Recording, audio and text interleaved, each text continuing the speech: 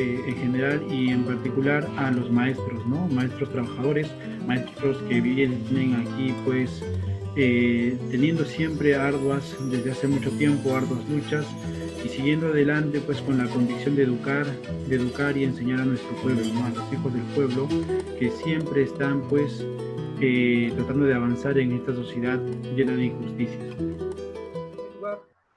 ¿No? Las condiciones laborales y las tecnologías, ¿no? En realidad hay que partir de lo siguiente. Nosotros no somos enemigos del desarrollo de las fuerzas productivas. Las tecnologías digitales, la computación, la informática, son producto del desarrollo de las fuerzas productivas, de la ciencia, la tecnología. Es un producto que nadie lo puede detener, nadie lo puede negar. Tampoco no vamos a ir, ¿no?, de cabeza, a darnos cabezazos con esa tecnología. Lo que pasa es que depende en manos de quién está esa tecnología. Esto ya se ha debatido también, desde que ya toda la ola tecnológica ya viene desde los 80, 70. Ya han habido análisis. Por ejemplo, ya se ha planteado la pregunta, las tecnologías digitales, el Internet y todos estos, digamos, sistemas, ¿no?, comunicacionales o informáticos, ¿democratizan o no democratizan a la sociedad? Entonces, ahí han venido países que tienen un sistema casi ya pleno instalado, y entonces se han dado cuenta que depende en manos de quién están las tecnologías digitales. Si está en manos de sectores privados, si está en manos de burocracias, si está en manos de clases dominantes o monopolios burgueses, ellos simplemente utilizarán esto para legitimar su poder y para seguir, ¿no?, con ese dominio y seguir con esa explotación del hombre por el hombre. Pero también se ha visto que las tecnologías pueden democratizar a los pueblos, pueden democratizar la educación. Cuando la tecnología está en manos de un pueblo soberano, dueño de su historia, las tecnologías contribuyen a un desarrollo social, contribuyen a una democracia, a una justicia social. Y hay países que han creado sus propios sistemas libres de Internet, ¿no? Y muchos países se han liberado, ¿no?, de la tutela, se han liberado de la hegemonía tecnológica mundial, ¿no?, del intranet, del pannet, etc. Y también muchos países están desarrollando dispositivos de software, hardware, ¿no?, para poder hacer frente a los altos precios que tienen estos equipos y que ahí se manifiestan. Ya todos hemos visto, ahora vamos a ver, los pobres en este momento justamente carecen de tecnologías digitales. La gente popular, el proletariado, el campesinado, las zonas rurales, ahí se manifiesta la desigualdad. La tecnología también es un indicador de desigualdad. Aquí en el Perú ahora vamos a ver, cuando veamos el rol del Estado, hay colegios y hay universidades, y en otros países también. En México acabo de participar también en una conferencia con una profesora de Guadalajara. Ellos ya, y en España también hace 30 años, hay universidades totalmente digitalizadas. Para ellos el choque no ha sido tan traumático. Y en la Universidad de Monterrey también ya el 65% de sus procesos estaba digitalizado. En cambio aquí vamos a ver que se carece de una infraestructura digital, se carece por completo. Y entonces nos ha tomado de una forma insólita este cambio radical de la educación presencial, ¿no?, a la educación semipresencial. Le llamo así educación presencial porque es la educación real, ¿no? En el fondo es la educación real, la educación clásica, que también era una educación atrasada. Ya esa es una crítica también aparte. Ya nosotros veníamos arrastrando niveles bajísimos de rendimiento y desempeño escolar. Figúrense ustedes cómo va a afectar ahora esta situación, ¿no?, de una improvisación en la cobertura digital de los estudiantes. Si ya estábamos quedando en los últimos puestos, ¿cuáles serán las consecuencias posteriores, ¿no?, a esta pandemia? ¿Cuáles serán los resultados que vamos a tener? Entonces, esas son las principales ideas de las condiciones laborales de los profesores en medio de esta infraestructura, en medio de este cambio, en medio de la pandemia, en realidad solamente ha servido para sobrecargar a los profesores, ¿no? Los profesores que ya venían, que ya son en su gran mayoría de clases populares, que son campesinos, trabajadores, obreros, comerciantes, en situación de pobreza y en situación de extrema pobreza,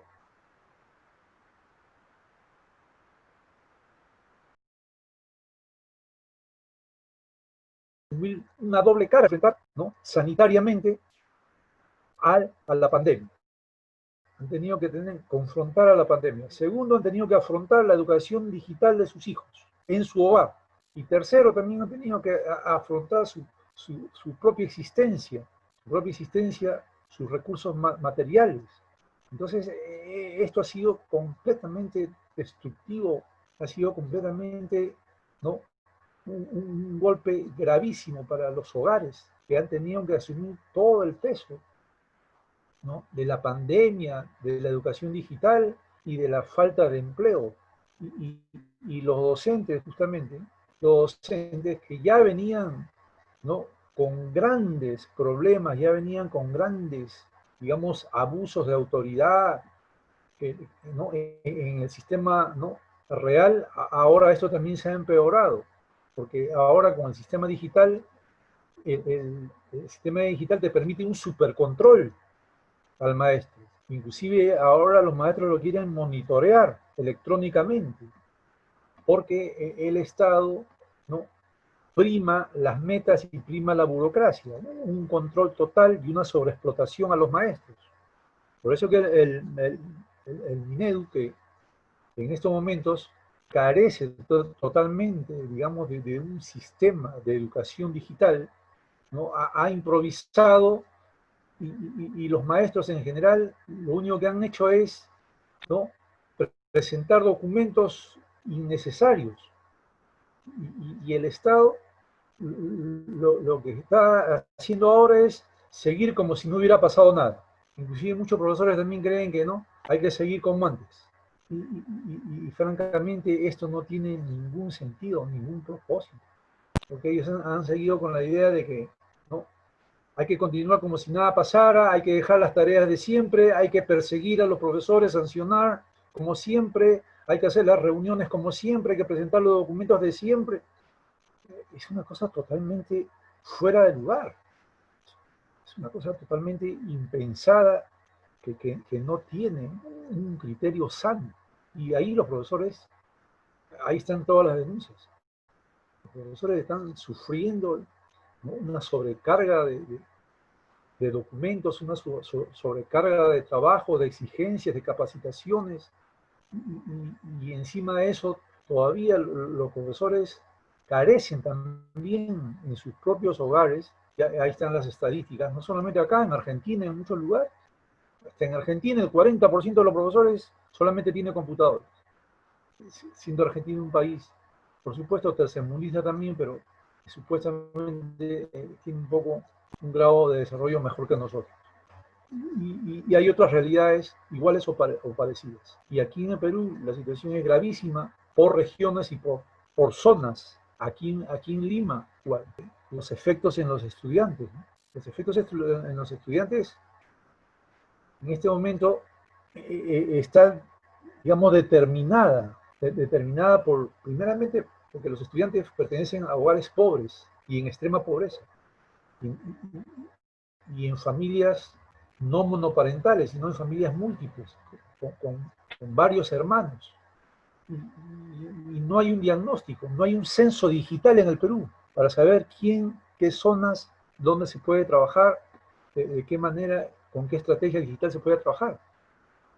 Y entonces eso ha significado, digamos, un gran golpe, no solamente en el ritmo de vida del alumno, porque su casa se ha vuelto en una escuela, sino también todavía no se evalúa qué daño mental ha sufrido el alumno, porque los profesores, como ya dije, los profesores, muchos también que no son tan conscientes han creído que, ¿no?, con el sistema digital hay que seguir haciendo las prácticas educativas, ¿no? Hay que seguir trabajando como si nada hubiera pasado y con las antiguas formas, y han estado atiborrando a los alumnos de tareas, han estado atiborrando de trabajos. Los profesores, para asegurarse, ¿no?, que el alumno aprenda, le dan más documentos, le dan más materiales, o como dicen en la Universidad de Monterrey, ¿no?, todo el peso cae en lo asincrónico, o mejor dicho, ¿no?, en lo diacrónico, porque lo diacrónico son las actividades. Lo sincrónico vendría a ser el colegio, el desarrollo que hace el profesor de un currículum ordenado. Entonces, esta parte diacrónica que son las actividades de los alumnos en casa, o las famosas tareas, o asignaciones, o trabajos de investigación para la casa, han resultado pues un despropósito. No lo digo yo. En este momento el gobierno argentino está siendo asesorado por un gran pedagogo, ¿no?, Francesco Tonucci. Le está haciendo caso, por lo menos yo digo que hace bien el Ministerio de Educación argentino en seguir los criterios de un pedagogo, ¿no?, reconocido y que toda su vida ha investigado y es un crítico. Francesco Tonucci es un crítico de los sistemas, del funcionamiento de los sistemas escolares. Una cosa es criticar el funcionamiento y otra cosa es atacar la escuela para que desaparezca. Nosotros no estamos en esa posición. Estamos en la posición de que las escuelas funcionen y funcionen bien para que el individuo se desarrolle. Y este Francesco Tonucci, ¿no?, le ha dado un diseño, le ha dado unas recomendaciones al Ministerio de Educación argentino que ya los está implementando. Por ejemplo, ha recomendado unos cuadernillos. Acá a los alumnos del Perú no se le ha dado ningún material, porque muchos alumnos con la pandemia, ¿no?, que es como que un bloque de hielo, ¿no?, es como un diluvio que le cayó a un mamut y se quedó congelado. La pandemia llegó tan rápido que ya no hubo tiempo ni siquiera de alcanzar libros, textos o algunos materiales más. Y además los textos tradicionales no valen para esta situación digital. Ustedes han visto los programas de TV Perú, no son programas realmente que son un entretenimiento nada más. Eso no es educación de ninguna manera.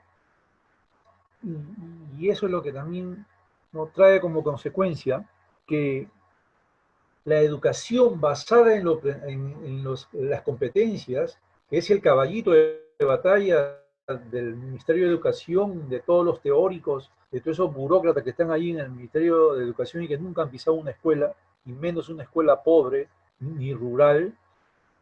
Todos esos burócratas que están ahí, ¿no?, están machacando, insisten en la teoría de las competencias como el método, ¿no?, infalible, como el método ideal para el aprendizaje. Esa teoría de las competencias se ha venido a pique.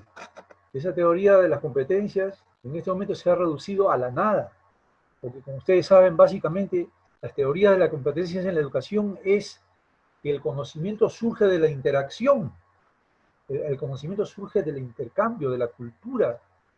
Los alumnos tienen que traer entre amigos, entre compañeros, tienen que... La teoría de las competencias, en líneas generales, surge del diálogo, surge de la participación, surge de una interacción entre maestro, alumno, alumno, maestro, entre alumnos, entre comunidad, etcétera, etcétera. Todo eso, digamos, está en cero ahora.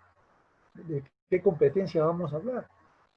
Y por último, para terminar ¿no?, este aspecto de los efectos de la pandemia y su consecuencia, la educación en línea o la educación digital, todavía no se sabe si los alumnos están aprendiendo. No hay ninguna prueba de que el alumno esté aprendiendo. Justamente no hay sistemas, ¿no?, para evaluar en este momento qué está ocurriendo con el aprendizaje de los alumnos de primaria, secundaria, inclusive de la universidad. Hay alumnos universitarios que todavía nunca han visto un profesor en vivo, porque recién han ingresado este año cuando ya estaba la pandemia.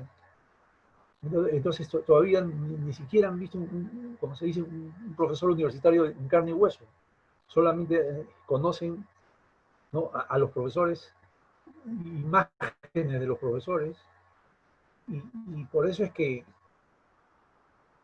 ¿no?, la evaluación digital todavía ni siquiera ha sido pensada. Constituye para él, ¿no?, un trabajo traumático, un trabajo que no tiene sentido, y cae en el aburrimiento, la bulia, y después se desconecta del sistema. Todavía no hay un diagnóstico real cuántos alumnos se han desconectado o ya no quieren seguir, o siguen a medias. Mi amigo que está trabajando en Pueblo Libre, ¿no?, en un colegio estatal de Pueblo Libre, me ha dicho que solamente el 40% de sus alumnos cumple con la tarea. Es como decir, de 30 alumnos, solamente 12 alumnos te presentan la tarea. El resto no tiene motivación, no tiene voluntad, no está motivado, y muchos, ¿no?, como se dice, han abandonado, han desertado, digitalmente han desertado. Y entonces, ahí nosotros tenemos una problemática que resolver.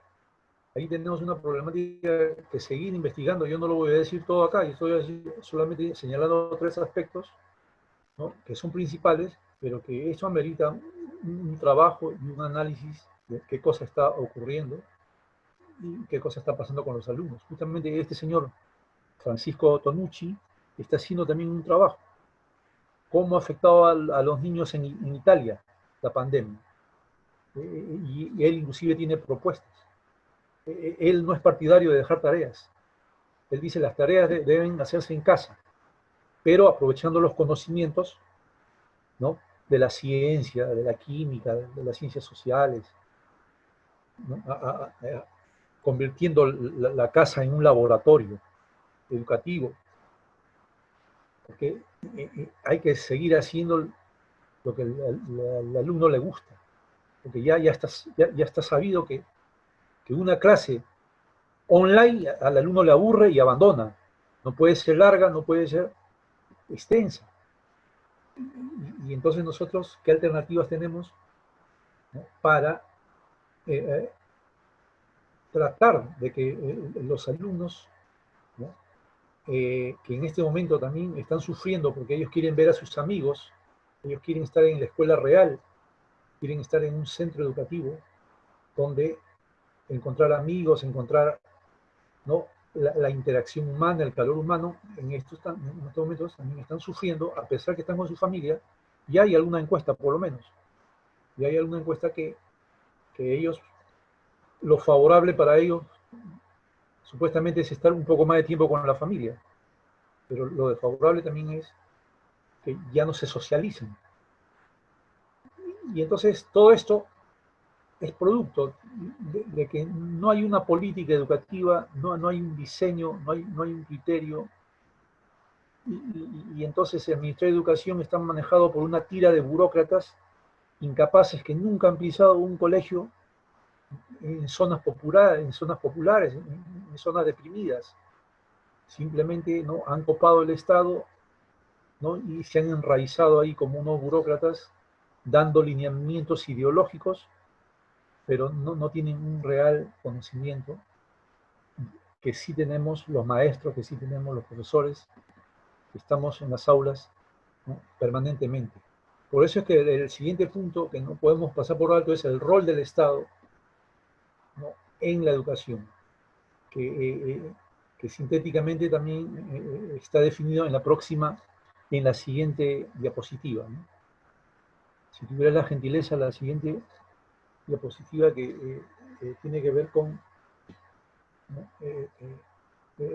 el rol del Estado, pero antes, como ya había dicho, nosotros tenemos que enfocar los problemas desde nuestra posición, ¿no?, de clases trabajadoras, de nuestra posición de clases explotadas, de nuestra posición de maestros.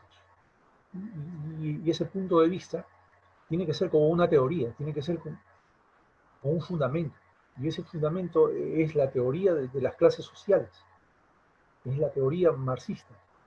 Por eso digo acá que, ¿no?, el punto de vista clasista ¿no? O el punto de vista dialéctico, considera pues que nosotros no podemos ir contra las fuerzas productivas, pero también tenemos que ver que esas tecnologías en sociedades atrasadas la destruyen peor. Nosotros hemos visto aquí cómo, ¿no? Ya ese es otro tema también, cómo las tecnologías han destruido el pensamiento, la cultura, han destruido todo lo logrado. Y ahora con esta era digital, que ha traído todos estos cambios en los niños y que ha destruido a veces sus capacidades, ahora los niños tienen un déficit de atención y todo eso nosotros tenemos que considerar, ¿no? Considerar que las tecnologías en los países semifeudales y semicoloniales como el nuestro, las tecnologías profundizan esa semifeudalidad. En lugar de hacernos un país más moderno, en lugar de hacernos un país, ¿no? digamos, en desarrollo o en vías de desarrollo, más bien nos postran en la miseria, porque el pueblo engañado compra celulares, dispositivos, y encima los compra a unos precios totalmente bárbaros, y ni siquiera, ¿no? ni siquiera adquiere un servicio de informática estable, porque hemos hecho una encuesta antes ¿no? apenas llegó la pandemia para ver cómo enseñar. La mayoría de hogares no tienen un contrato estable en un servicio de internet, en un servicio de informático. La mayoría son, ¿no? informales o como le dicen prepago, etcétera, etcétera. Y eso significa que hay una inestabilidad completa que es generada por este tipo de sociedad que nosotros tenemos. O sea, muchos dicen, ¿no? que la pandemia ha desnudado y la pandemia, ¿no? ha revelado y ha descubierto prácticamente muchas miserias, muchas desigualdades que ya vemos de diferentes modos. Hemos visto cómo la pandemia ha desnudado y ha descubierto, por ejemplo, la voracidad de los ricos, de los grandes monopolios de la burguesía compradora, que no importa cuál sea el precio, pero esquilman al pueblo. Y también se han visto las carencias, las miserias, no solamente en el aspecto de salud, que ya tendrá que ser otro tema con un experto en salud. ¿Cuál es la situación? Aquí estamos hablando de educación, pero van de la mano porque son dos necesidades humanas, ¿no? Dos necesidades humanas esenciales. Son dos servicios esenciales, salud y educación. Y son dos derechos. Pero ya estamos viendo que así como no ha habido ninguna infraestructura en salud, en educación tampoco. A pesar que han habido sistemas, ¿no? Desde el gobierno de Toledo, que ya lo van a traer preso, ¿no? Desde el gobierno de Toledo ya aquí se quiso implementar un plan Huascarán. Pero ahí vemos que las clases dominantes tienen el control y el negociado de estos sistemas, ¿no? Más bien, una alternativa más democrática sería darle un bono a cada familia, que cada familia compre sus equipos, en lugar de que el Estado lo compre y ellos le den a los alumnos. Si el Estado lo compra, todos esos burócratas se van a llenar los bolsillos y a los alumnos van a ir unas cuantas computadoras nada más para unos cuantos sectores. Lo ideal es que sería que le den en efectivo un bono digital, ¿no? un bono digital a cada familia para que compre sus equipos y para que adquiera, ¿no? dispositivos o máquinas para que los estudiantes puedan, ¿no? desarrollar, digamos, algunos, digamos, conocimientos, temas e informaciones científicas. Esa sería una forma más directa que los intermediarios burócratas que ya vemos que en cada contrato, en cada compra, ¿no? la mayor parte va hacia la corrupción, hacia el latrocinio. Entonces, nuestro punto de vista es ese, ¿no? que el carácter de una sociedad también se expresa en el nivel de su tecnología. Entonces, la brecha digital, ese concepto de brecha digital, ¿qué significa? ¿Cuánto nos falta para ser un país promedio en términos digitales? En educación digital, ¿no? En educación, digamos, en la tecnología digital en todos los aspectos. Nuestra brecha digital es inmensa, enorme.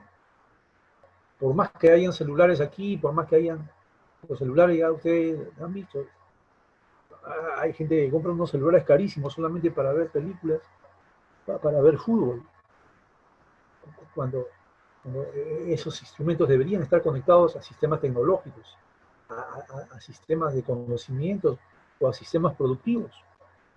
Entonces hemos caído en esas taras, pero eso ocurre porque justamente, ¿no? Las tecnologías digitales también es un instrumento de dominio de las grandes potencias extranjeras, del imperialismo, que nos venden unos aparatos carísimos, que nos venden unos aparatos a precios astronómicos cada cierto tiempo, y el pueblo alienado compra pues, esos aparatos. Inclusive hay chicos que sacrifican a sus padres y compran esos dispositivos como muestra de estatus social, porque acá tenemos esos prejuicios, ¿no? Esas alienaciones y todo ese tipo de, digamos, de cultura, digamos, dominante, ¿no? De cultura decadente. El Estado que ya habíamos anunciado, ¿no? Ellos están empeñados en que ellos van a aprovechar esta pandemia. El Estado, su política es empujar la digitalización hacia lo privado. No lo digo yo, ahí están las muestras, ahí están los negociados. La SUNEDU ya negoció con Interbank y le ha dado toda la superficie territorial de la educación para que ponga universidades y para que ponga colegios, porque ya el grupo Intercorp ya tiene colegios. Solamente va para el Intercorp, y otros grupos económicos también van a entrar a devorar todos esos recursos humanos y poco a poco van a reducir, ¿no? Al mínimo a la educación pública, privada. Ya en el campo universitario estamos viendo cómo es esa lucha a muerte. Quieren aprobar, hay facciones que luchan en el Parlamento, quieren tirarse abajo a la SUNEDU. La SUNEDU también tiene sus propios intereses, porque la SUNEDU es, ¿no?, la representación del capitalismo burocrático. Nosotros estamos en un estado burocrático donde los poderes dominantes son la burguesía compradora y la burguesía burocrática. La burguesía burocrática está representada por todos los funcionarios del Estado, que utilizan el Estado para perpetuar el poder y entran en colusión con los privados, con la CONFIEP. Entonces, entre los dos negocian los intereses del pueblo. Entre los dos negocian, en un contubernio se reparten, ¿no? Así como aves de rapiña se reparten el territorio nacional, los recursos, la cultura, las tierras. Siguen siendo los grandes terratenientes, siguen siendo los grandes poseedores del gran capital. Y ahí el Estado no ha jugado un papel, digamos, ¿no?, rector. El currículum nacional, ¿no?, que antes se llamaba DCN, Diseño Curricular Nacional, ¿no?, hasta hace poco se llamaba DCN, Diseño Curricular Nacional, ahora lo han abreviado, el currículum nacional, le dicen, el CN. No lo digo yo, lo dice un profesor experto sanmarquino, el profesor Luis Piscoya Hermosa, que investiga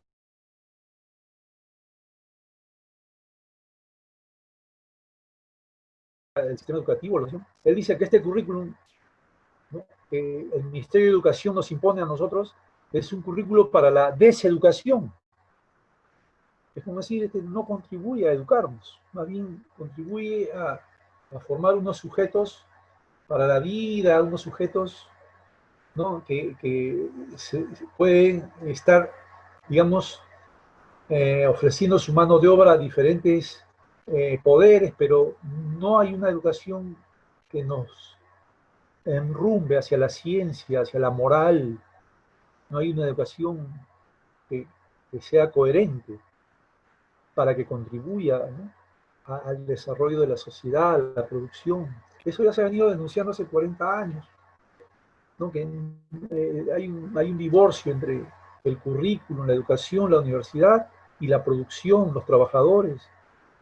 Acá muchos estudiantes estudian para ser burócratas nada más, porque no hay fábricas, no, no hay unidades productivas, no hay grandes complejos productivos, ni científicos, ni tecnológicos. Y eso va a reventar en un momento dado, va a estallar, porque va a haber un exceso de intelectuales profesionales sin empleo o subempleados. Y por eso es que, ¿no?, lo único que hace el Estado es controlar. Lo único que hace el Estado es responder frente a una crisis de una manera fascista y antidemocrática. Eso mismo ha hecho, ustedes mismos han visto, ahí están los periódicos, cómo el Estado ha favorecido a las grandes empresas y a los trabajadores los han cerrado en su casa, a los pequeños comerciantes también los ha tenido confinados ahí, los pequeños taxistas, los propietarios individuales todavía no pueden ni salir a trabajar. Y sin embargo, las grandes cadenas, los grandes monopolios, ¿no?, las grandes corporaciones sí tienen toda la libertad para trabajar. Entonces ahí vemos, ¿no?, que el papel del Estado es un papel privatizador. Busca desprestigiar al maestro, porque en estos momentos esta situación ha dañado bastante a los maestros. No solamente los ha dañado en materia económica, no solamente, ¿no?, los ha dañado en materia, ¿no?, pedagógica, sino que también todos los días hay ataques contra los maestros. Todos los días hay nuevas exigencias, todos los días hay nuevas documentaciones, a cada momento aparecen nuevas amenazas de nuevos formularios, ¿no?, de nuevos trámites, etcétera, etcétera. Y eso significa que los profesores, ¿no?, los profesores responden, pero por supuesto que el gobierno trabaja con ex sindicalistas traidores. Hay muchos ex sindicalistas que se han pasado a las filas del gobierno y le dan ideas al gobierno. Son nuestros propios colegas que se han volteado, son nuestros propios colegas que se han vuelto nuestros enemigos. Porque esos directores de colegio que a nosotros nos reprimen, que a nosotros nos persiguen, son nuestros colegas, pero que se han pasado al otro bando, a la patronal, y de ahí empiezan a, digamos, solamente a controlar al maestro. Porque ya no hay una educación real, todo se ha reducido a los hogares de los alumnos y de los padres de familia, que muchos de ellos se han convertido en profesores prácticamente. Hay un doble flagelo, ¿por qué? Porque como creo que ya indiqué, ¿no?, a la hora que hice la introducción, los padres han tenido que asumir, y los profesores también han tenido que asumir dos funciones, la función académica y la función tecnológica. O sea, yo como profesor, de un momento a otro he tenido que convertirme en un tecnólogo digital, tener equipos, tener sistemas, saber operaciones, conseguir un aparato, y eso le ha pasado a todos, con tu propio costo, porque el Estado no te ha dado ni un sol para equipar, el Estado no te ha dado a los maestros no les ha dado, pero ni una moneda para poder implementar siquiera, ¿no?, un set, ¿no?, de trabajo para poder responder de alguna manera a estas exigencias, digamos, digitales, a estos sistemas digitales. Entonces los maestros, los profesores y los padres, prácticamente, como ya dije al comienzo, no solamente han tenido que enfrentar la pandemia, sino también han tenido que afrontar, los padres de familia de colegio, han tenido que afrontar el problema digital, la brecha digital. Han tenido que, inclusive han tenido que comprar a veces, creo que a sus hijos, computadoras, celulares, etcétera, etcétera, etcétera. En otros países, por si acaso, en otros países, el el aspecto digital, el aspecto tecnológico lo hacen los tecnólogos. El profesor solamente se encarga de lo académico. El profesor se dedica a lo académico. Vuelvo a repetir, eso he polemizado yo con una profesora experta también, porque ellos ya vienen trabajando en eso, ¿no? Desde la época del terremoto de México, que también tuvieron que tener así, ¿no? Sistemas educativos digitales para los que habían quedado varados en zonas, y etcétera, etcétera. Ellos justamente dicen eso, que el sistema digital lo hacen los tecnólogos digitales, los informáticos. El profesor se dedica a organizar los contenidos académicos, las lecciones, las temáticas. Aquí, más bien, si bien es cierto, ha habido insinuaciones de apoyos técnicos, ha sido un apoyo técnico muy superficial. Y hasta el momento no se resuelve. Entonces, el maestro, como ya lo dijo una profesora sindicalista de Tacna, ¿no? Acá el gobierno le ha puesto un nombre fantasma, es un nombre, digamos así, disimulado, le ha puesto, ¿no?, para esconder las carencias. El gobierno le ha dicho trabajo remoto. En realidad es una educación virtual que los maestros hemos tenido que asumir, ¿no?, con todos sus costos operativos. Es una educación virtual, con sus crisis, sus limitaciones, y con las alternativas que los profesores han tenido que hacer. Ahí están las anécdotas, hay zonas rurales donde el profesor en bicicleta va a darle los temas a los alumnos, etcétera, etcétera. Eso ya lo conocen ustedes. El punto acá es, ¿no?, cómo ha sobrecaído este flagelo, ¿no?, en los profesores, padres de familia y estudiantes. Y por último también, ¿no?, hay que ver el problema social, el problema político, y el problema que ya dije, el problema que tiene raíces en nuestro sistema como sociedad, cómo pensamos nosotros en nuestra sociedad, cuál es el carácter de la sociedad peruana, una sociedad semifeudal, una sociedad semicolonial. El 82% de los trabajadores no tiene contrato, son asalariados, son personas que no tienen un sistema siquiera capitalista de contrato. Y todo eso ha afectado porque miles de padres de familia se han quedado sin trabajo con la pandemia.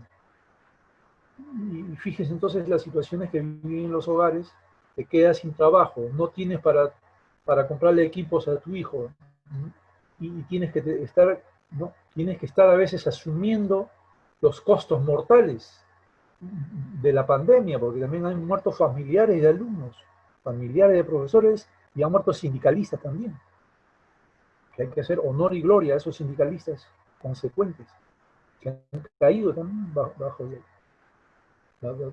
esta, digamos, peste generada por este sistema mundial de intercambios.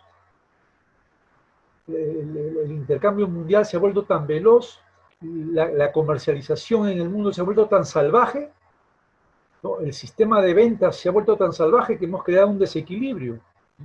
Y producto de eso es el virus. Porque ya el ser humano quiere vender todo, comer todo. Quiere comer elefantes, quiere comer murciélagos, quiere comer. Y entonces, ese desequilibrio, ¿no?, esa oferta desmedida de cosas, no solamente va a generar este virus, va a generar otras pestes más. Y ya para finalizar, lo que quería decir es que nosotros, desde nuestro punto de vista sindical clasista, tenemos que ver las cosas más allá de la pandemia. Analizar la pandemia, pero ver qué va a pasar después. Porque un profesor dijo claramente, ¿cuál pandemia? Si siempre hemos vivido en situación como de pandemia. Porque la situación en el Perú, ¿no?, siempre ha sido una situación crítica, siempre ha sido una situación de desigualdad, de una serie de problemas. Justamente un profesor hizo esa pregunta: ¿pero de qué pandemia hablamos? Si ya estábamos en una especie de pandemia, entre comillas, económicas. Siempre hemos estado en medio de una pandemia económica, política, la corrupción, la depredación de los bosques, la falta de de protección a los trabajadores, etc. Ya hemos estado en una situación de pandemia. Lo único que ha pasado es que esto ha venido a agudizar nada más esta crisis, esta peste, ¿no?, del coronavirus ha venido a empeorar los problemas y las contradicciones empiezan pues, ¿no?, a saltar a la vista. Y entonces, justamente ¿no?, el Estado, ¿no?, el Estado solamente ¿no?, ha privilegiado, ha subvencionado al gran capital. Y hemos visto cómo el Estado no ha apoyado realmente, le ha dado unos mendrugos, le ha dado unas ayudas, ¿no?, ridículas a la población, y no a toda la población. Ya ustedes han visto las noticias ahí, hay gente que se ha quedado, como se dice, con la lengua afuera. Y entonces ahí se ve claramente, ¿no?, cómo los padres estudiantes sufren estos flagelos en una sociedad que nosotros no decimos que es atrasada, sino que hay una prueba palpable. Inclusive a nivel mundial, mire, nosotros qué ranking, digamos, tenemos hacia uno de los países que sufren esta pandemia y que muchos quieren pasarla por alto, quieren maquillarla, y seguimos nosotros con los altos índices de muertos. Estamos entre los 10 primeros de los países más afectados por un país con 30 millones. Estados Unidos tiene 200 millones, Inglaterra tiene 2 veces más que nosotros, Brasil tiene 120 millones. Ellos tienen otros problemas, otras estrategias, por eso que no ha cundido y se ha expandido la pandemia. Y nosotros, ¿qué hemos hecho? ¿Cuál es la estrategia? Una estrategia fascista, encerrar a todos, y una estrategia antidemocrática. Antidemocrática es no consultar al pueblo, no dar la libertad al pueblo para que también resuelva los problemas. Ahí hay muchos chicos de San Marcos, de otras universidades, que están proponiendo sistemas, aparatos, medicinas para producirlas a bajo costo, no tienen apoyo. Entonces aquí estamos viendo ya una política que es antipopular. Esos que gobiernan de esa manera son antiperuanos, no aman al Perú. Las clases populares no podemos quedarnos con las manos cruzadas. Por eso finalmente, ¿no?, en la última diapositiva, como dije al comienzo, nosotros no nos quedamos en la queja, nosotros no nos quedamos en el lamento, ni en el pesimismo, ¿no? Nosotros tenemos fuerzas, nosotros tenemos, ¿no?, fundamentos y bases de apoyo para remontar, para vencer, como le dije a mis estudiantes, porque esto también hay que hablarlo con los estudiantes, hay que contextualizarlo. Ya dijo acá, yo trabajo en un colegio experimental de aplicación. Ahora, por ejemplo, vamos a celebrar la independencia, pero hay que contextualizarla. Celebremos la independencia sin corrupción y sin pobreza, por lo menos, con un lema. Vas a celebrar tu aniversario de tu colegio, contextualizado. Feliz aniversario colegio, derrotaremos al virus entre nosotros. Siempre tiene que estar vinculado, siempre tiene que estar ensamblada la pedagogía, la educación, con el contexto, con los problemas de la realidad. Y a los niños inmediatamente captan la idea, y los niños superan tu imaginación, lo hacen mejor todavía. Esas experiencias tenemos nosotros que seguir desarrollando, porque a pesar de las limitaciones, si tú logras engancharte con los alumnos en una didáctica, en una estrategia y en una comunicación franca, sincera, ¿no?, y favorable al alumno, el alumno va a responder. Tenemos una alternativa política y pedagógica, porque las dos van de la mano. porque tenemos que luchar para cambiar por esta situación y también proponer una pedagogía, que es nuestro tema, nuestro campo. Entonces, hay que ver que este Estado capitalista burocrático, ¿no?, hay que verlo más allá de la pandemia y hay que plantear formas de lucha y formas de resistencia, ¿no?, antes que se acabe la pandemia. Porque cuando sobrevengan todas las deudas, cuando sobrevenga toda la normalidad o la nueva normalidad, como están hablando por ahí, si nos agarra descolocados y sin bases, el sufrimiento va a ser peor. Lo único que va a sobrevenir es, digamos, más depredación, más desigualdad, van a venir las bancarrotas, ¿no? Y no hay que creer, pues, en esos, digamos, en esas ideas oníricas, metafísicas, ¿no?, que dice que después de la pandemia vamos a ser más buenitos, que vamos a ser más solidarios, que vamos a ser más humanos. Más bien, yo pienso que más bien pueden empeorar los sistemas sociales, las clases sociales van a entrar en una pugna. Y más bien todo esto va a sacar a la luz, ¿qué cosa? Va a sacar a la luz el racismo, va a sacar van a aflorar los rencores del pasado. Miren cómo se están tumbando todas las estatuas de los esclavistas en Inglaterra, en Bélgica, en Estados Unidos. A Colón, donde lo ven, lo están tumbando. Habría que pensar qué sentido tiene enseñar a Cristóbal Colón ahora en Historia del Perú, por ejemplo. Si por otros lados las estatuas de Cristóbal Colón las están tirando al río, están arrojando al río.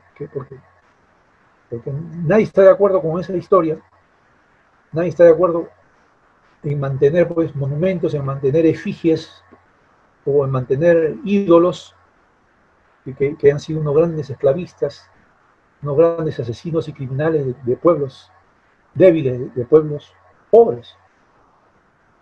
Hay que replantear todo eso. ¿Qué sentido tendría en enseñar ya a Cristóbal Colón y no ser profesores, ¿no?, de ese viejo estado, de esa vieja mentalidad? Y es por eso que nos toca a los maestros, junto al pueblo, organizarnos, ¿no?, enarbolando una línea sindical clasista, que es lo único que nos va a distinguir. Porque hay un montón de organizaciones traidoras, hay un montón de organizaciones que están coludidas con la patronal, hay un montón de organizaciones, ¿no?, reformistas, ¿no?, que son hipócritas y que a la hora que hay que luchar simplemente capitulan, claudican. La línea clasista, yo creo que puede ser un eje determinante, puede ser un eje definidor de en qué campo estás, en qué campo estamos, al lado del pueblo o en contra del pueblo. Somos amigos del pueblo o enemigos del pueblo. Y eso es lo que nos va a permitir construir no solamente una alternativa política, ¿no?, integrarnos en una alternativa política, sino lo principal, que es, como maestros, ¿no?, nuestra ciencia, nuestro conocimiento, lo que es el alma de los maestros y de la escuela, una pedagogía clasista revolucionaria, una pedagogía basada, ¿no?, en el reconocimiento que hay clases sociales que luchan por mejores recursos materiales, por mejores niveles de vida. La teoría de la lucha de clases no es otra cosa que las clases dominantes, ¿no?, siempre estarán a favor del lucro, la ganancia, la explotación. Y las clases dominadas, como los profesores, que somos pequeños burgueses empobrecidos, y muchos de nosotros también somos proletarios, hijos de comerciantes, campesinos, obreros o desempleados, nosotros también somos una clase social, pero que busca mejores niveles de vida, mejores condiciones de justicia, mejores condiciones para el trabajo docente y el magisterio también, ¿no?, en una línea sindical clasista que ya tiene, ¿no?, una serie de mentores y tienen que tienen una serie de, ¿no?, hijos heroicos del pueblo como Mariátegui y Germán Carlos Ríos. Podemos nosotros luchar por una educación, ¿no?, pública, que quiere decir gratuita, una educación pública, una educación científica, popular y democrática. Yo creo que desde ese punto de vista, y con todas estas cosas que, ¿no?, hemos ofrecido, podemos seguir conversando para puntualizar y explicar mejor algunos puntos que puedan haber quedado, ¿no?, sueltos. Muchas gracias.